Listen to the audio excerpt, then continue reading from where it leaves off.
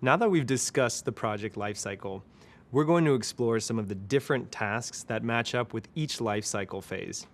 But first, let's review the phases. The project lifecycle phases are initiate the project, make a plan, execute and complete tasks, and close out the project. Okay, great. Let's get back to the tasks that need to be accomplished during each phase.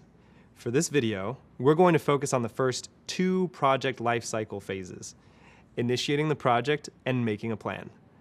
It's important to call out that the name or tasks for each phase might change or may be a little different depending on the type of project or the organization where you work. At Google, we use a mix of different project management methods, which you'll learn more about later in the course. But regardless of the method, all projects share a lot of the same tasks needed to get the job done. So let's get into it. The first step of the project lifecycle is to initiate the project.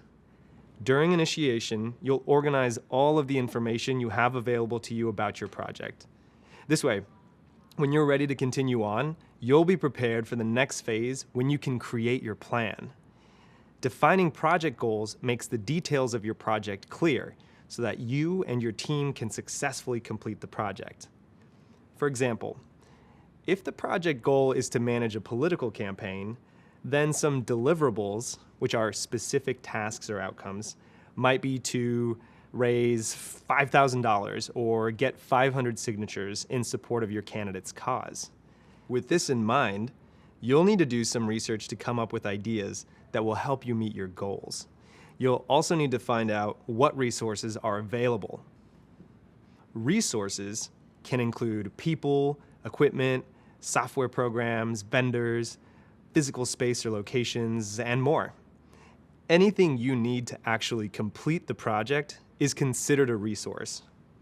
Now, as a project manager, you'll record all of these details in your project proposal, and then get them approved by a decision maker or group of decision makers at your company so that you can move ahead with your project plans. Now, in some cases, you may be the decision maker, so be sure to consider the same set of factors when initiating your project before moving to the next stage. No worries, you will learn all the details about how to create a project proposal. We will be getting into more detail of what this is and how to create one later in the course. Voila! Once your project is approved, you'll move into the second step of the project lifecycle, which is to make a plan. In this phase, you'll create a budget and set the project schedule. You'll establish the project team and determine each person's roles and responsibilities. Let's pause for a second. You may be thinking, why can't we just get started? But that's the thing with project management. Deliberate planning is critical to a project's success. A crucial part of project management is planning for risk and change. An experienced project manager knows that plans always change. This ability to adapt is all about thinking and planning ahead. Scheduling delays, budget changes, technology and software requirements, legal issues, quality control, and access to resources are just some of the more common types of risks and changes that a project manager needs to consider. So it's important to keep in mind that planning is key to reducing those risks. But don't worry, if the idea of risks seems a little overwhelming right now, in later courses we'll teach you all about understanding risks.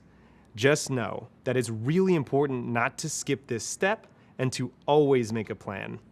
Again, the success of your project depends on it. Once you have a plan, you'll communicate all of this information to your team.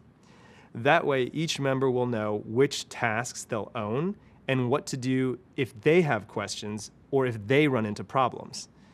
You'll also communicate your plan with others who have an interest in the project's success so that they are aware of your plans and your progress as the project continues to move forward. Nice job!